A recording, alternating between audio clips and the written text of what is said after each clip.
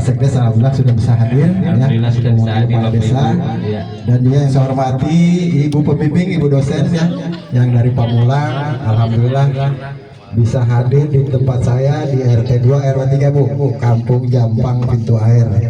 Dan juga saya mau ucapkan terima kasih kepada Pak Umar Hamzah yang sudah menyiapkan sausnya Bu ya pada hari ini untuk acara pertemuan mahasiswa dengan masyarakat ya, khususnya masyarakat Desa Jampang yang ada di RT 2 RW 03. Nah, kenapa acara ini diadakan di RT 2? Karena memang saya pada hari seminggu yang lalu ya ditelepon oleh kepala desa ya, tolong Pak RT dikondisikan mahasiswa dari Unpam akan mengadakan bakti masyarakat di Pak RT. Kenapa? Karena memang Bu, kalau untuk RT. Waalaikumsalam warahmatullahi wabarakatuh.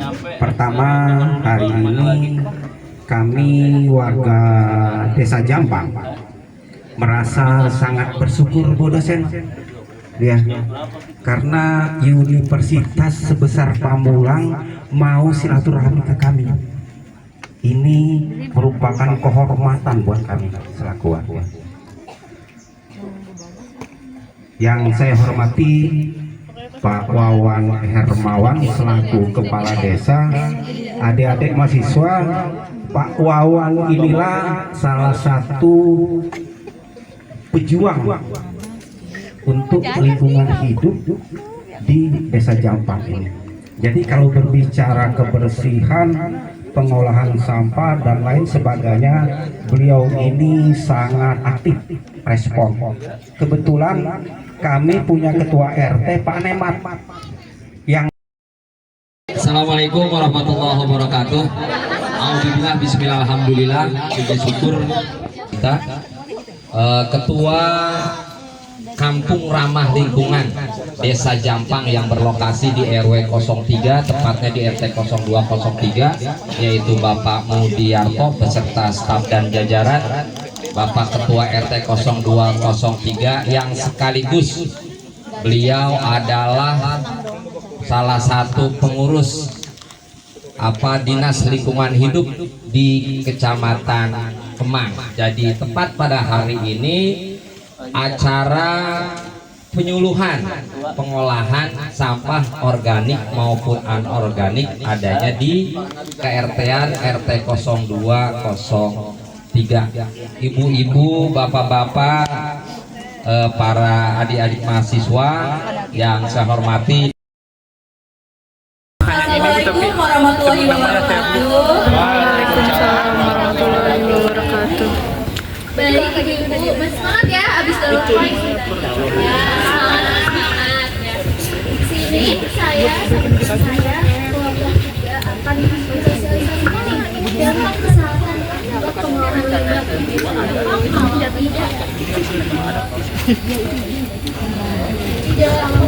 tidak dengan baik. Nah, apa sih kita bahas limbah kalau pegangan limbah rumah tangga gitu, makin banyak kan, seperti sisa dapur, plastik bungkus, botol minum dan lain-lain. Banyak yang warga belum bisa memilah sampah sehingga limbah gitu, dan mencemari lingkungan. Limbah yang tidak diolah bisa jadi sumber penyakit dan gangguan kenyamanan. Jadi bau, iya banyak banget, betul. Kalau mau pakai deterjen, Mau makilin dulu tapi itu kenceng banget. Ibu-ibu udah pada tahu belum nih jenis-jenis limbah itu ada apa aja? Belum tahu.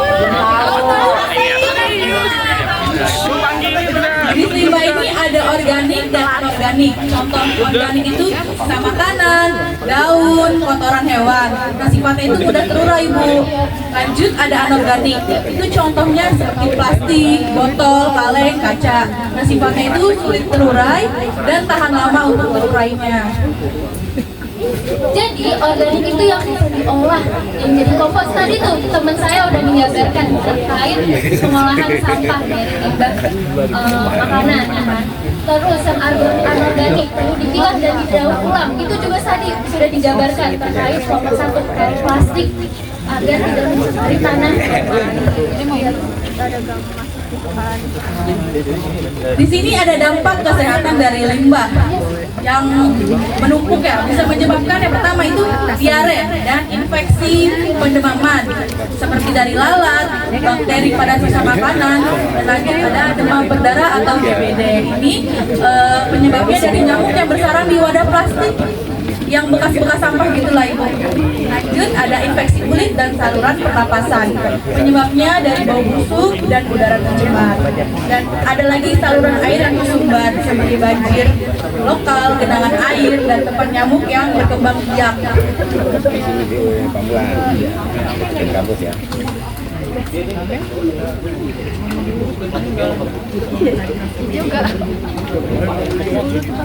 Nah, untuk solusinya ini yang efektif untuk pengolahan limbah organik itu ada 5. Yang pertama itu kompos, mengubah sisa sayuran dan buah menjadi pupuk alami. Yang kedua biogas, yang berarti mengonversi limbah menjadi menata sebagai energi alternatif. Yang ketiga pakan ternak, yang dimana menggunakan sisa buah dan sayur sebagai pakan ternak. Untuk yang ketiga itu vermikompos, yang dimana cacing tanah mengurai limbah menjadi pupuk berkualitas. Yang terakhir itu biogas atau pirolisis limbah untuk meningkatkan kesuburan tanah. Dengan solusi ini limbah organik berubah menjadi manfaat.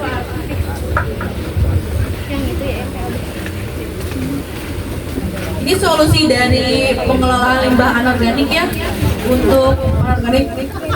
Yang pertama itu ada daur ulang, mengelola limbah seperti plastik, kaca, dan logam menjadi produk baru. Seperti yang tadi teman saya presentasikan, bisa dibuat seperti itu. Yang kedua ada pengolahan thermal, mengubah limbah menjadi energi melalui pembakaran terkontrol. Yang ketiga ada rekayasa TPA, memanfaatkan teknik untuk mengelola pembuangan air limbah. Yang keempat ada penggunaan kembali atau mengubah limbah menjadi barang baru bernilai guna. Yang kelima ada pelapisan dan pengikatan. Ini menggunakan limbah sebagai bahan konstruksi. Buat yang nomor 5 mungkin ada banyak tuh contohnya, dan mungkin sayangnya di kelas kita di PKM ini tidak membawakan materi terkait ini. Jadi kalau pemisahan dan pengikatan itu ada namanya dari limbah sampah plastik itu menjadi seperti bahan konstruksi batu bata itu ada. Jadi ada satu yang dibuat dari limbah plastik itu ada. Jadi dengan solusi limbah pengolahan limbah anorganik ini kita bisa mengurangi dampak negatif.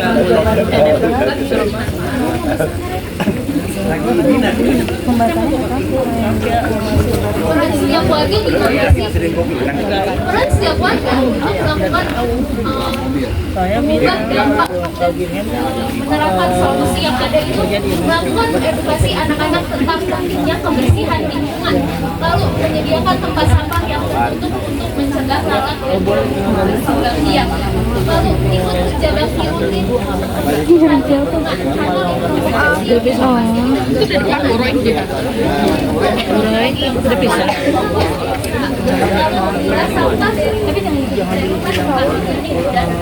Makan gini.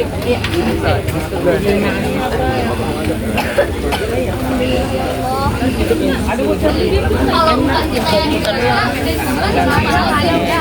sekarang kapan lagi? Buat foto juga mas. Mungkin solusi sederhana ada efeknya besar kesehatan dan lingkungan kita.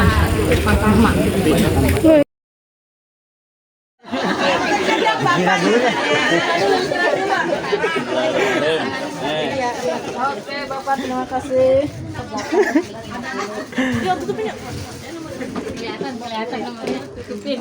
Tutupin nanti dilihat, nanti dihitung nomornya. 03 apa maunya? Apa maunya?